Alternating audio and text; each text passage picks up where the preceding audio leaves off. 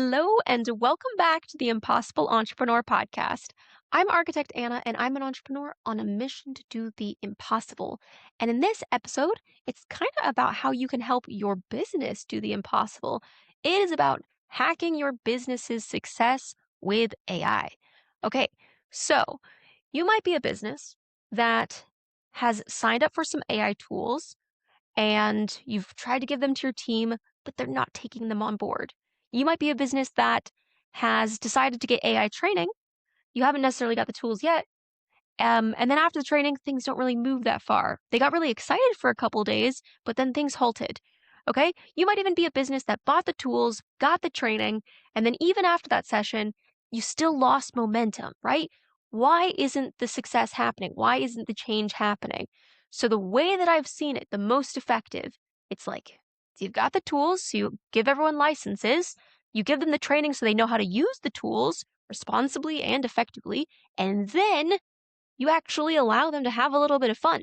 And the way that I've seen that done is through a hackathon. So hacking your business success can be through like a 1-2 day hackathon where you bring together everyone's creativity and ideas and see what they can do, right? So in this episode, I'm going to be talking about how you can do that from a business perspective as well as from an individual perspective. Because of course, even if you have the biggest business in the world, it's still a lot of individuals that are doing a lot of different things. And if you want things to move smoothly, especially in an AI sense, there's going to be a lot of things to cover to make sure that those individuals can do this well. And I don't just mean from like a skill perspective, from also like an attitude perspective. Because there's been reports that have come out to show that there are people within businesses that are undermining companies' AI initiatives. They're undermining their, the way that they're trying to advance their business or stay competitive or keep up. And so I think it's, important to be aware of that, but also just try to make things fun and easy for your teams and show how it can personally benefit them as well. So part of it's going to be skill development. Part of it is going to be, I guess, idea expansion, um, having an open dialogue with people. It's not about blame. It's not about people getting in trouble. It's just about like discussion, especially if there's a lot of fear around this. Comes up a lot that people are afraid of different parts of AI. They don't understand it. So yeah, sometimes that can come from a lack of understanding, a lack of knowledge, or clarity potentially. But yeah, I think the best thing to do if you're a business and you really, really want to make a difference in your business and you want to stay competitive and you want to stay ahead is to potentially carve out a little bit of time for people to have that space to test and explore. So I'm going to talk about a lot of different tools, a lot of different levels of those tools, and how you might be able to potentially use them. And also, like, I don't know your business specifically, but some like small recommendations. So, whether you are a solo entrepreneur, an executive in a business, or you're running a large company, hopefully some of this is going to be helpful for you. And then, from a personal perspective, how can you actually get people to build those skills in a way that is not going to put your business at a lot of risk by them testing things, potentially using company data that might get you into some trouble. We don't want that.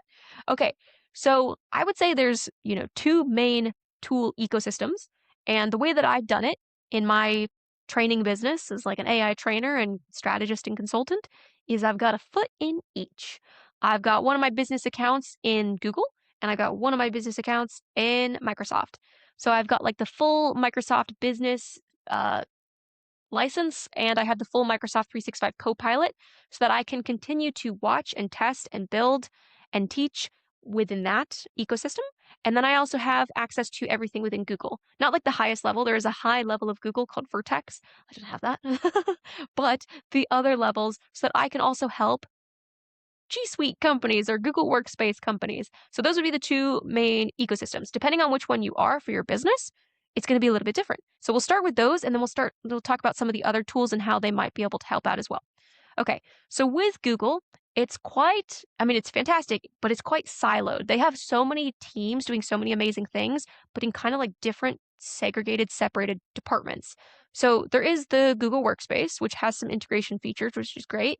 You've got Gemini, which kind of also, in a lot of cases, sits on its own. It is being more embedded, which is cool, but some of the more advanced features do sit by themselves in a separate tab. So you've got Gemini, which you can also use within your email. It's going to be there, sort of like AI intelligence sitting in the background, helping with that kind of thing. Sweet. And then you've got Google Notebook LM, which now in the Gemini tab, you should be able to see it in your settings as of like May 2026. These things are constantly moving around, but it still opens up a new tab. So it's not accessible there. And as of now, you can also add in notebooks to your chats in Gemini, which is cool. So that's like an extra cool little thing. So it's starting to cross the bridges between these different silos if you're a Google user. Okay. Then there is Google's AI Studio, which if we're thinking about hackathons, we're thinking about like testing and building things. This is where you would want to then play around more. You can test out simple Gemini, building simple AI assistants called gems. That can all happen within your teams. But if you're trying to do anything slightly more advanced, you would want to go with Google AI Studio and then just make sure before you run this cool day, you've got permissions for everyone set up and things are going to be ready to go. The best way that I've seen hackathons for like AI training, upskilling, and implementation.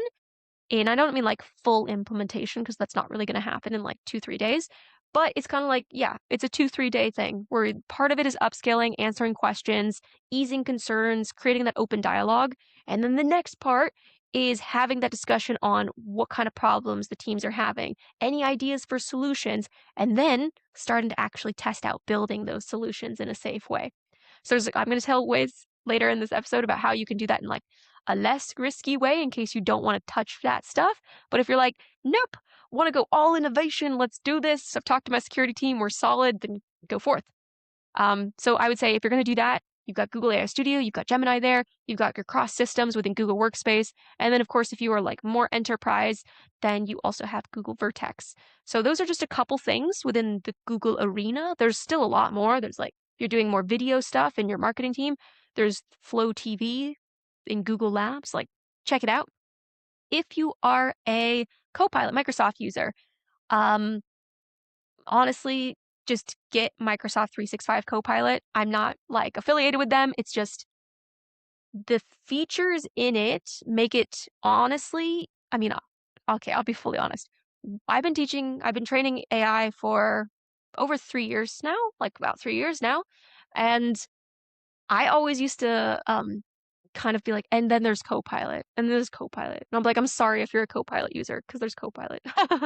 But after teaching a 12-week course on Copilot and diving into all the features and how they connect to each other, I'm actually like, yo, if you're a solo entrepreneur and you're trying to build a business, like, and you know it's gonna be a long-term business, and there's lots of things that you need in it, needs to be secure, needs to do all these things, I'd be like, honestly, go Copilot, go Microsoft 365 Copilot because you have enterprise level encryption and because it actually like talks across all of your systems, you can do that with other AI tools. Like you can connect ChatGPT or Claude to your Google systems. You can do all of this stuff, but there's a security risk when you do that. Every time you connect a LLM or an AI tool to one of your private systems, your data or anything like that, you are increasing your surface area for cyber attack. So like if it's like a security issue for you, if you have a lot of private data that you're having, like consider your privacy policies, GDPR issues, and see what you can do. Again, if you are in Microsoft 365 Copilot, it's all there. So I have some really excellent like scheduled prompts and systems that will look across everything. And I have very long-term ongoing projects that I've now started that I will then be working on for the next like 5-10 years. And I will be building over time. So I know what's the best thing to do in Microsoft, what's the best thing to do in Google, and I'm testing both. So I'm trying to build both, which means I'm kind of like duplicating the efforts in some case, but it means that I stay on top of things. So for your business, you probably don't need to do that. Whichever foot you have in, be a Google user, be a Copilot user. If you're a Google user, don't worry, there's still a lot of fantastic stuff, and Google is like on it. They're definitely the one to watch. Like, do not ignore them. Google's going to be fantastic, which is also why I didn't want to go all in on Microsoft in case Google does some crazy things in like 6 months. I want to make sure I can still train it, I can still teach it. I know the differences between them. I know what works well, what doesn't. So there's two great ecosystems there. Whichever one you might be using, just try to get the most out of it. Okay, so those are the two main ecosystems. Then there's obviously a lot of other AI tools, like Perplexity is a fantastic tool for research. You might do that as like standalone. Claude is doing some crazy, fantastic things. If it wasn't for having like a fully encrypted system that also has access to email and calendar and stuff, I would be like, yo, as a smaller team, go Claude. I think Claude is still fantastic to add on to these things. ChatGPT has tons of features. OpenAI has lots of things. OpenAI has agent builders. Claude now has like Claude Cowork, which is great. They've got Claude Code, which is one of the best coding tools out there. So again, it will depend on like what your tools are. I would also say, like, even if you are a Google company or a Microsoft company, if possible, try not to be like too rigid with that, because there are going to be some things that these other tools can do like exceptionally well and better than what you might have access to. And if that's the case, there might be people within your teams that would really benefit. Not everyone, just like very specific use cases. And a lot of like what you can do to build and really advance your business is going to be sandboxes. Like safe, secure, ring-fenced use cases, groups, maybe small teams that are working and testing things before they get rolled out. So you might have your main system, might be Google, might be Microsoft, whichever it is, totally fine.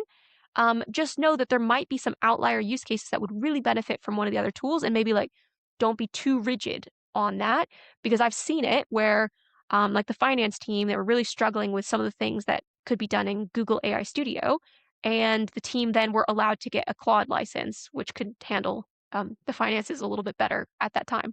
So again, these tools are constantly competing and getting better and better and better. So I would say whatever ecosystem you're in, one of those. If you're in another one, let me know what it is. I'm trying to think, like, those are the two main ones that I think of when I think of like AI and work ecosystems. But if you have another one, there's probably something out there for you. But yeah, I would say you've got it. And then just there might be other tools that are individually more beneficial. But again, they're going to be constantly competing. So stick with your main hub, and then just know you might have some other test cases that could be fantastic for some individual use cases. So that's like it from a business perspective. And then we're going to be talking about it from an individual perspective, which if you are a manager or an executive or a leader within a business, this is still going to be relevant for you, because you're leading your teams. If you're encouraging AI champions, if you are trying to build out the knowledge base and skill base within your teams, it's still going to be important to know this next bit. And if you're an individual, hello, this is for you. If you are trying to individually like upskill yourself and test things and wondering how to do it, wondering what's the best way to do it, and wondering where to start. I'm not saying that I have like all the answers. I'm testing things, I'm trying things, I'm seeing what works and what doesn't. I'm getting feedback from other people, and then I'm just trying to honestly share what I'm testing with you guys. So if you are just getting started with these tools, I would say like it's so good to be curious and to explore and to try things, but especially when it comes to anything business related, any kind of data, any kind of like security, privacy stuff, um, there's a lot of risk around it and like a lot of potential security problems. So the best thing to do is actually err on the side of caution. And the best way to do that is not to not use them, it's to use them in low risk use cases. So, in one of the past episodes, I talked about one of the low risk use cases with testing out AI agents being an AI agent system I heard about from a really cool guy that was basically monitoring his plants and helping keep them alive, turning on his heat lamps for the plants, taking pictures of the lamps, deciding whether or not if the plants were goodness, if the plants were like wilting, if they should be watered or left alone, monitoring the weather to know if they should turn on the heat lamps, all of these things. And I was like, that's fascinating. Low risk use case. It's plants, right? It's not client customer data. It's plants. So from a business perspective, if you can find low risk use cases, honestly, that might be more like the marketing side. Not necessarily like marketing that's going out and getting published publicly, because of course you would always want to make sure you're reviewing all of that first. But if you're testing out some more advanced systems, maybe that might be safer than like internal data, possibly. If you can't find a low risk use case, ask a chatbot. Just be like, hey, this is my business, this is what I'm doing. This is what I thought could be a low risk use case, but it's not quite right. Give me some other ideas. Like, can we strategize? Ask me one clarifying question at a time to gather further context, and then give me some options for some low risk use cases. Cool. You got them. Great. And then maybe test out one of those, get your team to do it. But from an individual perspective, I think a lot of skill building can be driven through personal problems and passion. So if you are trying to learn something yourself, and also if you're a manager trying to get your teams to upskill, if you can't find a business use case for them, just ask them what's something that is a problem in your life, and try to use AI to solve that problem. If that is building a personal app for yourself to solve your personal problem, maybe it's like your kids' school newsletters and messages coming in constantly or whatever.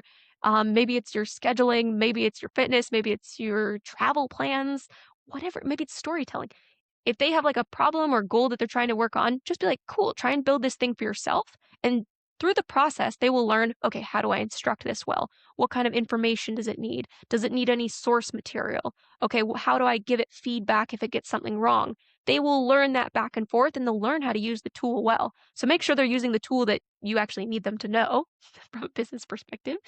And then just get them to test it out. And they will learn a lot in a way that is low risk and it's not going to hurt your company, but they will upskill. So from a business perspective, obviously, if it can be a tool that's beneficial for the business, a low risk one, that's even better. Great if you can have like a little micro win. If you can't find anything that's low risk because you have a high security type, you're in a high security industry, very regulated, like medical or financial, then maybe give them some personal projects. From a personal perspective, I am doing this myself, which is why I bring it up. So there's different ways to do it. And again, if you are testing out things that are more experimental, so I don't mean things within your secure ecosystems like 365 Copilot or like Google AI Studio if you have like a secure business account, but I mean like experimental agents like OpenClaw if you're doing anything on like Moltbook, for example. I would say we have some extra precautions that need to be taken. So one thing you can do, you can segment part of your device if you want to do that. You can have a local device that you can plug in. There's a big thing with buying Mac Minis. So you can buy a Mac Mini. You can run your agents locally. So like they're not in the cloud, which can have a lot of different benefits. From a security perspective, local is good. So if you have a business as well and you're like, I want agents, I want AI systems, but we can't connect to the cloud, we can't use these tools, maybe you could find a way to accommodate it, build a version of yourself and then run it locally. If you're working on yourself and you're testing out things and exploring some of these more experimental tools, yes, you can have it locally. On the cheaper side, there is something called like a Raspberry Pi, not something you eat.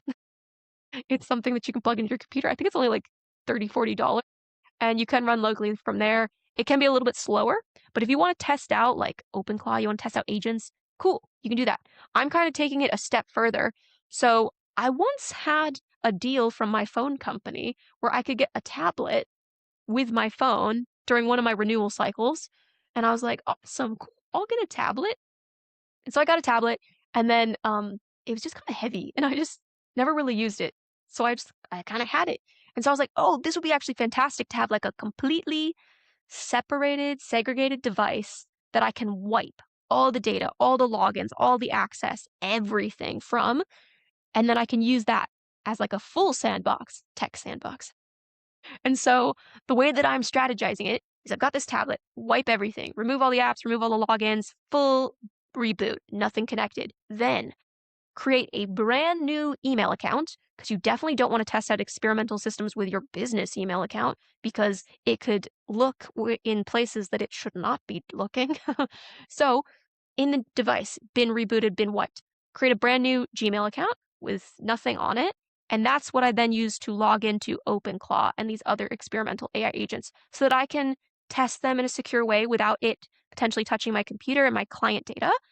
And then I can learn and then I can be able to explain it better in my training and I can do better in my strategic support work for clients. So for me, that's great. But also for you, it might be like, okay, can we supply our team with some like segregated devices? If you can get that, then awesome. You can rent laptops, you can rent laptops for like $30 a month. So maybe do that. Maybe you've got an option for doing something like that. And it could be like you just do it as like a 6-month trial, right? You just test it out. You've got a couple separate laptops. Your teams know we can only do this kind of testing on these. And also, it's not allowed to touch any of this type of data. It's just these low risk use cases that we're testing and building, which is great for testing and building. If they can then be used in your business, even better. If not, your team's built skills. And as an individual, you've built skills. You are now even more valuable to your business or any business or the workforce. So great. So yeah, the way that I'm doing it is again, if you have a personal problem, you're going to know a lot about it. So the way that you're going to be able to design these systems to solve that problem are going to be great and you're going to be able to do it in a lot more detail and depth. So for me, I know this is reveal moment. I've said this before, but this solution is the reveal. So, I was listening to some AI conferences during my medical leave recovery after my knee surgery, and they were just kinda like, "Use Lovable, build apps, you can do all this stuff," and I was like, I had always put so much pressure on myself for the type of app that I wanna build in the future. It's very complex, requires a lot of security, would be quite expensive to develop properly, and so it was like I always struggled to just, like, get started with it. And I tested things, I'd strategized a lot, but as for the actual implementation, which is where a lot of the learning happens, I struggled.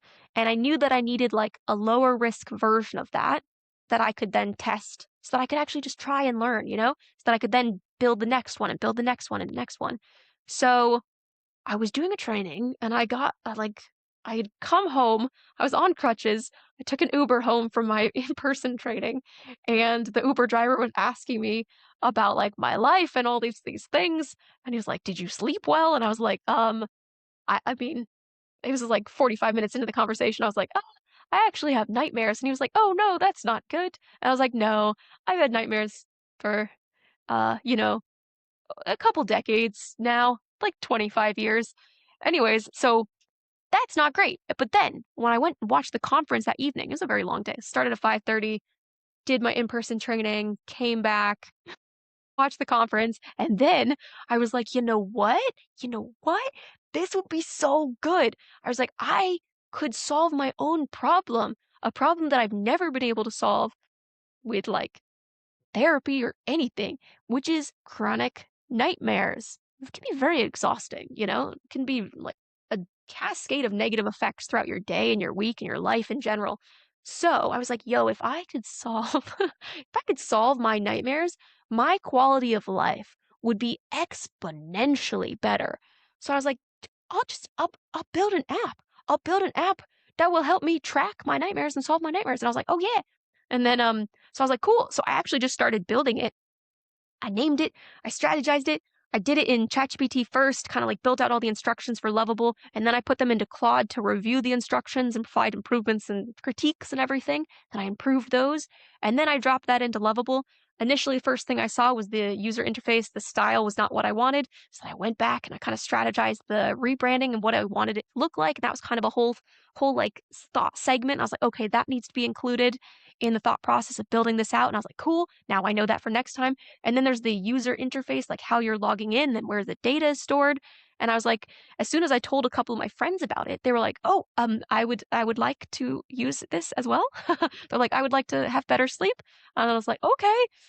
So I was like, "Okay, I need to make sure that other people could have logins and that their data is going to be safe and that all of these things." And I was like, "Yeah, if I was building an app that was actually going to be released to the public, for sure, it would need to have, like, a privacy policy, they would need to be able to, like, delete their data, they need to do all of this stuff, and I was like, "Okay, where am I hosting? Where am I tracking?" All of this stuff, and so I started to ask all the right questions, but then also from, like, a user interface perspective, from, like, a content perspective. I know the problem very well. So the features that I was designing was like, "Ooh, that would be really great, that would be super helpful for me," or like, "Ooh, how would I add this in?" or "How would I add that in?"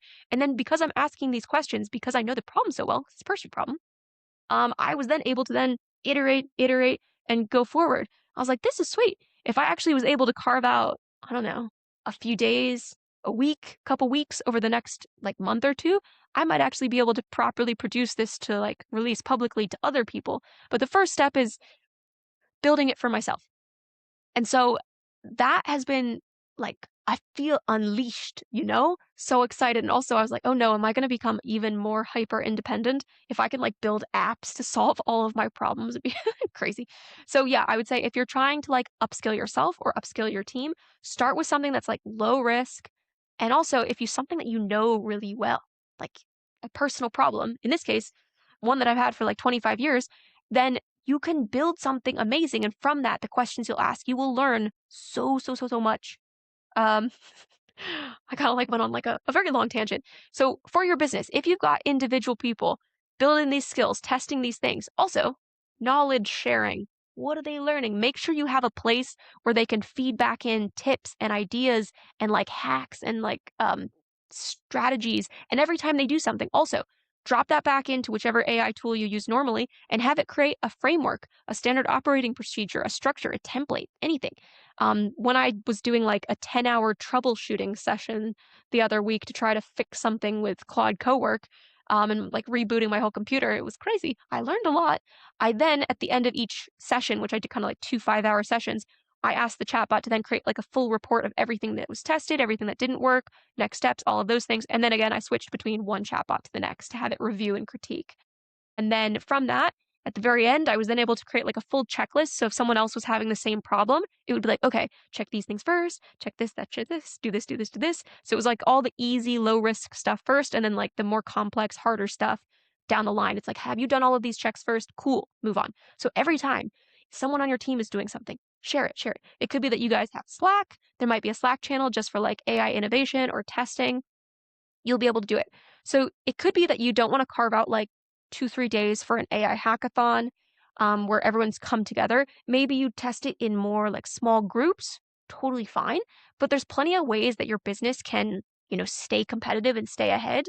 And I mean this truly. Like, I try to not take a negative approach when it comes to AI, like in a scare tactic way, like use it or your like business will collapse.